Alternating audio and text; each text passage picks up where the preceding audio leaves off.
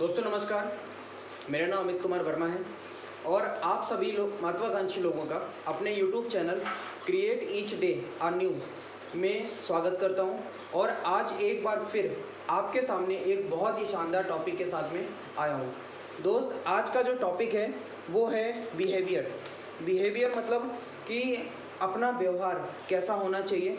हम चाहे खुश हों या हमें तकलीफ़ हो, अपना व्यवहार हमें कैसा रखना है। व्यवहार की बात करें तो व्यवहार जो है दो कैटेगरी से जनरेट होता है। सबसे पहला, जब सब कुछ बढ़िया चल रहा होता है, और नंबर दूसरा, जब कुछ बढ़िया चल नहीं रहा होता है। नंबर पहला है जब सब कुछ बढ़िया चल रहा होता है, और नंबर दूसरा है जब कुछ बढ़िया नहीं चल रहा होता है। एक करके बात करते हैं। जब सब कुछ बढ़िया चलता है तो हमारे साथ में क्या क्या होता है। जब सब कुछ बढ़िया चलता है तो हमें सक्सेस मिल रही होती है। जब सक्सेस मिलती है तो हम उसको बढ़िया बोलते हैं। सच बात है कि नहीं है?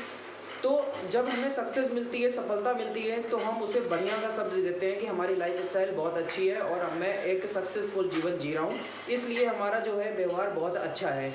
आज मैं आपको बात बताऊं तो एक सक्सेसफुल लाइफस्टाइल जीने के बीच में एक बहुत ही तकलीफ़ वाला जो शब्द है, जो लोगों को दिखाई दे जाता है और हमें उस चीज़ का अनुभव तक नहीं होता है, वो पैदा हो जाता है, जिसको बोलते हैं घमंड।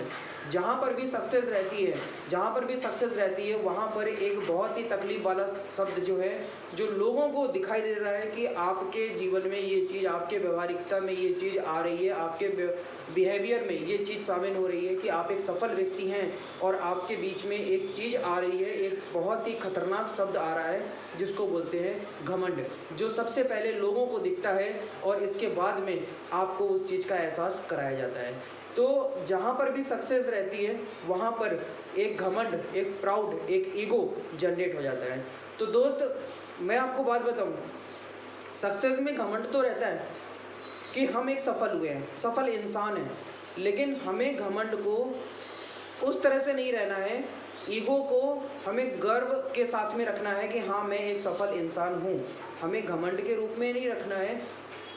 ईगो दो प्रकार का होता है। एक तो वो होता है कि हम अपने आप में प्राउड महसूस करें, हम अपने आप में घमंड महसूस करें कि हमें सब कुछ आता है। पहले बात तो इस संसार में कोई भी, किसी को भी सब कुछ नहीं आता है।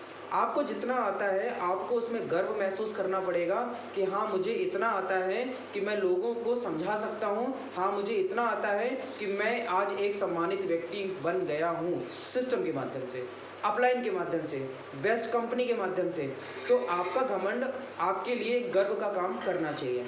नंबर दूसरा, सफलता के बीच में जैसे ही घमंड आता है तो आपको एक शब्द है जो आपको ज़िंदगी भर इज्जत, शोहरत, सम्मान के साथ में आपको नाम भी आपका फेमस करता रहेगा।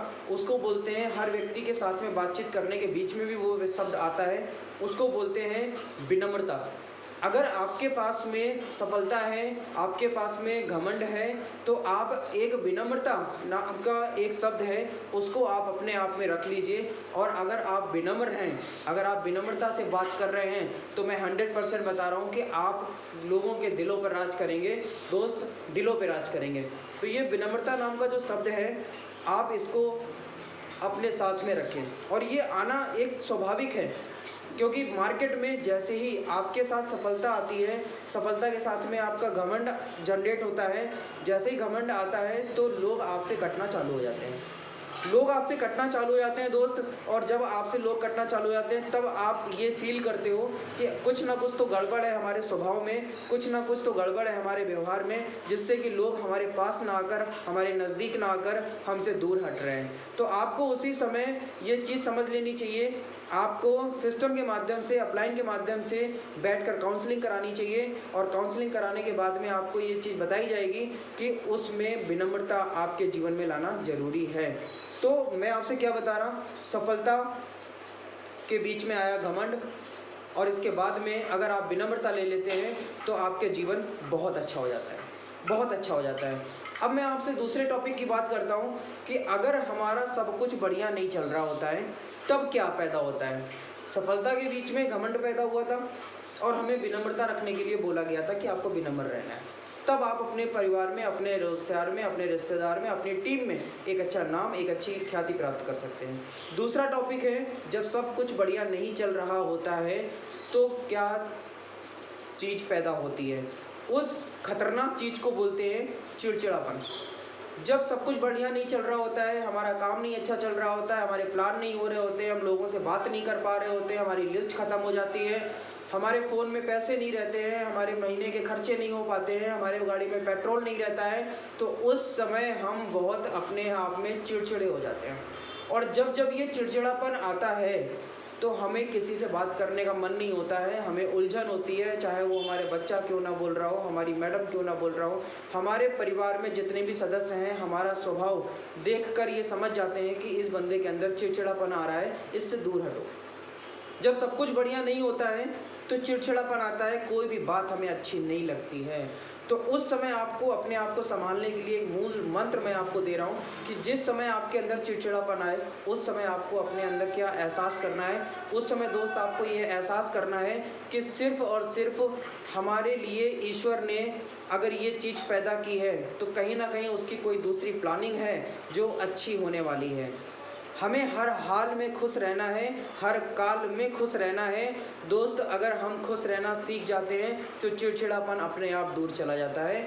ईश्वर के अनुसार ये सारी चीज़ें हो रही हैं जो आपके सामने आज आई हुई है, जिसकी वजह से आपके शरीर में चिड़चिड़ाहट पैदा हो रही है। और विश्वास रखिए कि अगर आपने अपने आप में ये चिड़चिड़ापन हटाने की कोशिश की और ईश्वर पे आस्था लगाई और जितने भी आपके टीम के लोग हैं, जितने भी आपके अपलाइन के लोग हैं, सबसे आपने बात करते रहे तो ये चिड़चिड़ापन आपके शरीर से हट जाएगा और एक समय बाद ऐसा आएगा कि आप एक खुशहाल ज़िंदगी जिएंगे।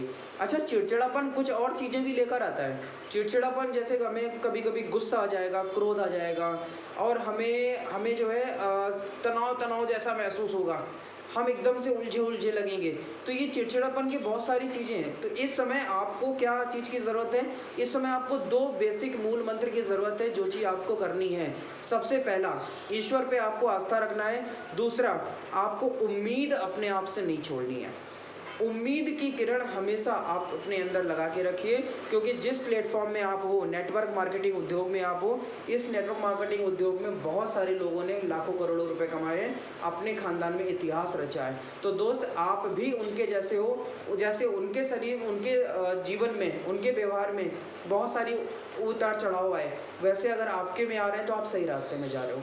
बस आपको उम्मीद और उत्साह, जोश, पैशन, जुनून, ये आपको नहीं छोड़ना है और आप 100% सक्सेस हो जाओगे। तो थोड़ा सा व्यवहार में आप अपने अंदर बदलाव लेकर आइए। अगर आपका व्यवहार बहुत अच्छा है तो आप बेस्ट हैं, नहीं अच्छा है तो सुधार करने की ज़रूरत है। दोस्तों, आपने हमें सुनने के बाद में सारी चीज़ें अच्छी लग रही हों तो चैनल को सब्सक्राइब करिएगा और बातें ऐसी जो दिल पे छू रही हैं, दिल पे अंदर घुस के जा रही हैं कि वाकई हमें बदलाव करना ज़रूरी है, वाकई सिस्टम के हिसाब से काम करना ज़रूरी है, तो बात लाइक करिएगा। और लाइक करने के बाद में अगर लगता है कि लोगों को शेयर करना चाहिए, हमारी टीम में भी इस तरह से बहुत सारी तकलीफ़ें आ रही हैं, बहुत सारे लोग चिड़चिड़ेपन के शिकार हो रहे हैं, तो इस चैनल को शेयर करिएगा, इस वीडियो को शेयर करिएगा। और दोस्त, कमेंट में आप अपने कमेंट छोड़ कर जाइएगा, जिससे कि मुझे ये चीज़ पता चले, फीडबैक पता चले कि वीडियो में मैंने अपनी बात को कैसे रखा है। और अगर आप कुछ और चीज़ें जानना चाहते हैं तो आप अपना नाम और नंबर कमेंट बॉक्स में छोड़ सकते हैं। दोस्तों, आपने कीमती समय दिया उसके लिए थैंक यू वेरी मच।